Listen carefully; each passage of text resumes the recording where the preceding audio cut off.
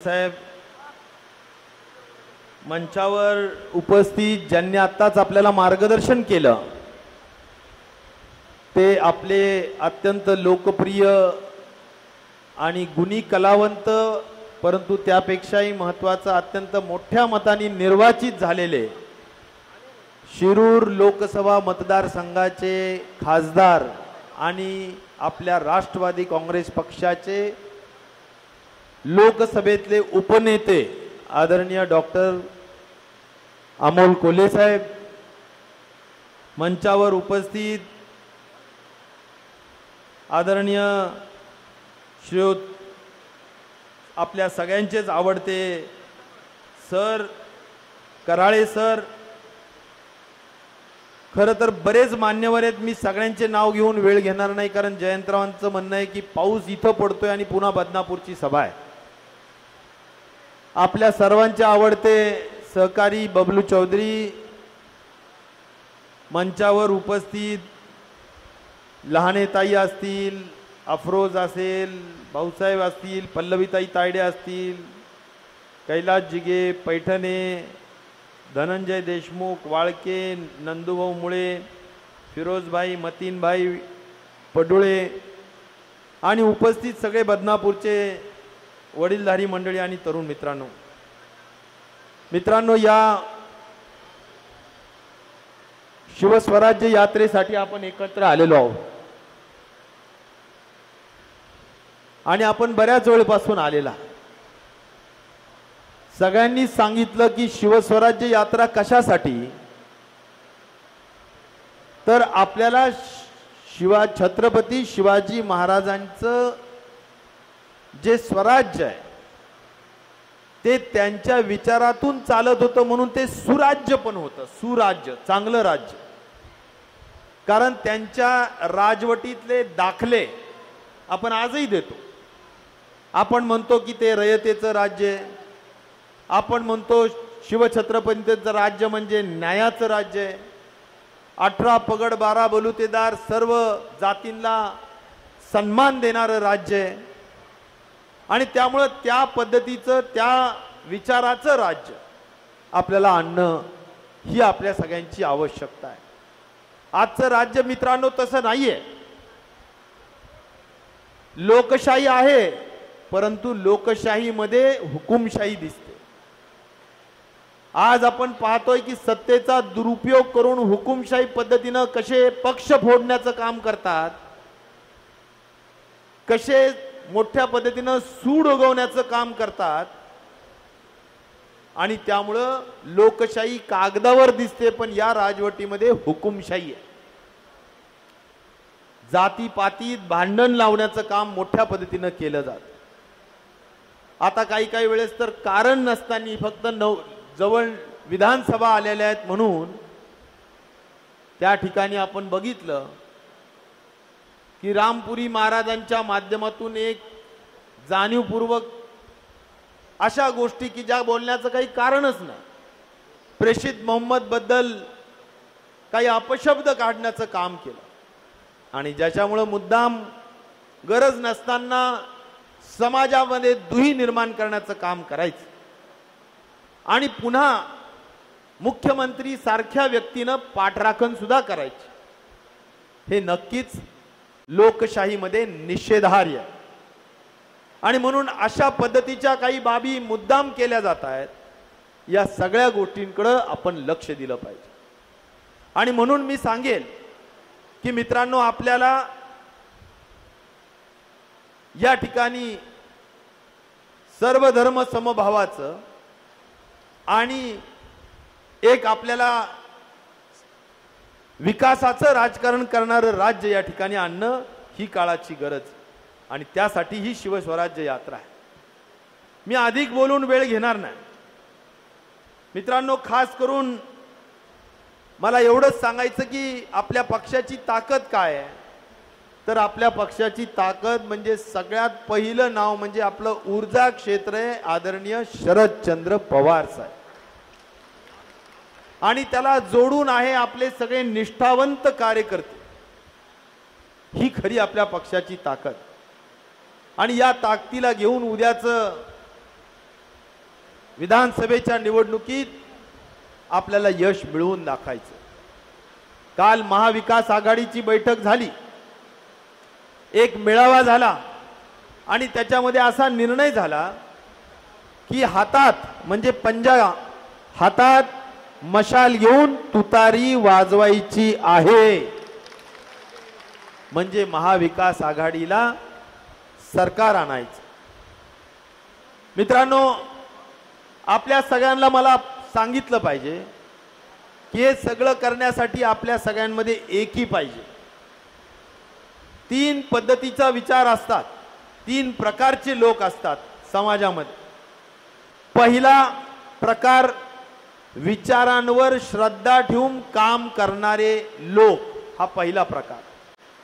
दुसरा समाजामधला प्रकार आहे फक्त बघ्याची भूमिका घेणारे लोक, आणि तिसरा प्रकार आहे टीका टिप्पणी प्रतिक्रिया देणारे लोक।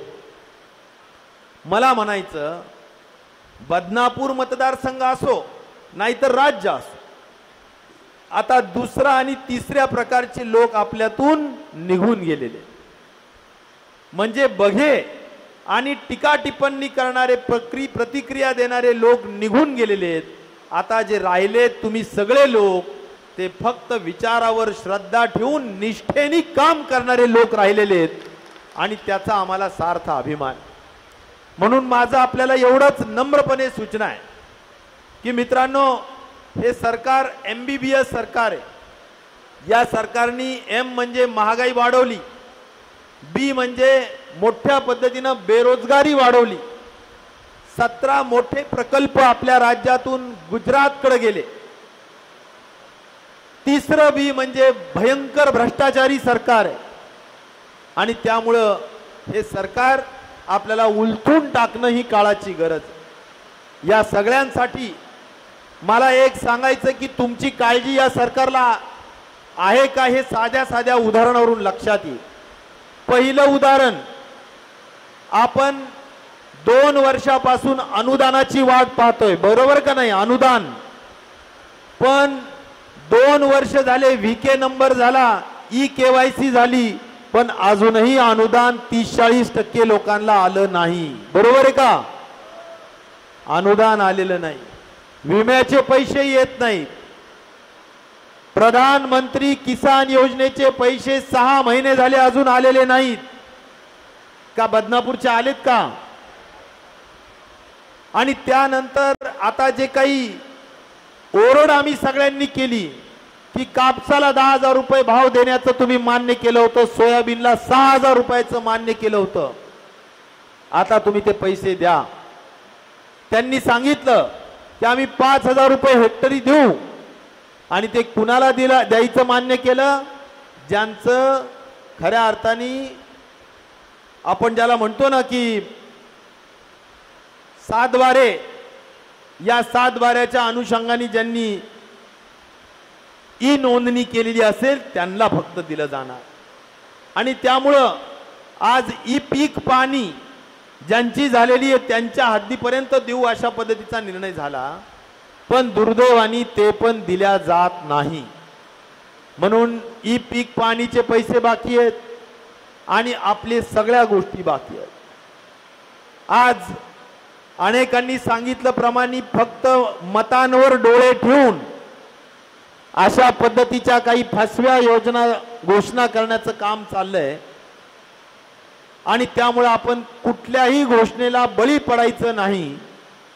आपला मेहनत करणारा, तुमच्या आमच्यात राहणारा अनेक चांगले सहकारी आहेत, मी एकाचं नाव घेणार नाही, पण जरूर बबलू चौधरीचं आपण सगळे जण एका विचाराने चांगल्या पद्धतीनं काम करतो।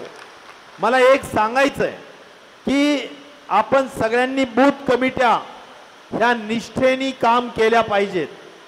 आता सगळ्यांनी गावं सांभाळा, गावात बूथ कमिटीला ऍक्टिव्ह करा, सगळ्या सामान्य माणसांशी संवाद वाढवा,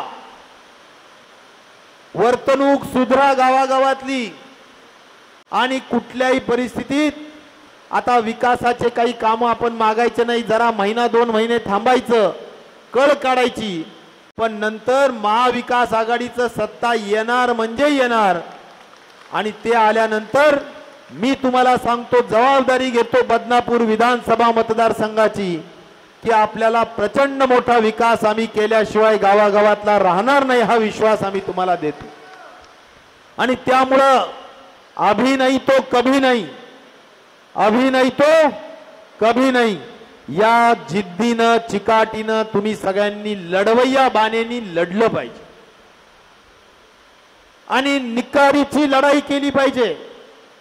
तुम्ही सगळे उमेदवार आहेत, या विचाराने आपण लढलं पाहिजे, तरच आणि तरच या उर्मट आणि तुम्हाला सगळ्यांना रोज ग्रामपंचायतला त्रास देणाऱ्या आमदाराला आपल्याला बदलता येऊ शकेल, हे तुम्हाला मला या ठिकाणी खात्रीपूर्वक सांगायचं। त्यामुळे हे सगळं काम मित्रांनो करायचंय आणि ती जिद्द घेऊन आज आपण या शिवस्वराज्य यात्रेला शुभेच्छा देऊया। तुम्हाला सुद्धा पुढच्या सगळ्या लढाईसाठी मनापासूनच्या शुभेच्छा देतो। मी जयंत पाटील साहेबांच्या साक्षीने सांगतो की प्रत्येक जिल्हा परिषद सर्कलला तुमच्या सगळ्या बूथ कमिटीचे आणि कार्यकर्त्यांचे मेळावे मी स्वतः घेणार। मला त्यावेळी सगळ्या बूथ कमिटीचे एकेकाचं अटेंडन्स मी घेणार आहे, मोजणी करणार आहे की किती आहेत। 1 बूथ 20 यूथ पाहिजे म्हणजे पाहिजे। हे जर सगळं असलं, एकदा मी खात्री करेल जयंत पाटील साहेब, आणि जर हे नसलं तर हे तिकीट आम्ही घेणार नाही। मग हे जर तुम्ही दिलं तरच राष्ट्रवादीला तिकीट आपण घेऊ। त्यामुळे तुम्ही मला 100% बूथ कमिट्या दिल्या पाहिजेत, 100% सगळ्यांनी चांगलं काम करण्याचा निर्धार केला पाहिजे। नाहीतर आपल्याला महाविकास आघाडीची सत्ता आणायची, नुसतं 10-15 दिवस इलेक्शन मजा हजा करायची नाहीये। आपल्याला एक एक सीट महत्वाचं आहे, आपला स्ट्राइक रेट चांगला असला पाहिजे। ज्या पद्धतीनं लोकसभेमध्ये आदरणीय पवार साहेबांच्या नेतृत्वाखाली आणि राज्यामध्ये जयंत पाटील साहेबांच्या नेतृत्वाखाली 10 पैकी 8 जागा आपण घेतल्या, त्याच पद्धतीनं जेवढे सीट आपण विधानसभेत घेऊ त्यात सुद्धा 80-90% निकाल आपले लागलेच पाहिजे, हा निर्धार तुम्हाला आम्हाला करायचा। आणि त्यामुळे आपण कुठल्याही परिस्थितीत हाईगाई करायची नाही, एवढीच माझी कळकळीची विनंती करतो। आणि आपले नेते जयंत पाटील साहेब यांना विनंती करतो की त्यांनी आपल्याला मार्गदर्शन करावं। धन्यवाद। जय हिंद, जय महाराष्ट्र, जय राष्ट्रवादी।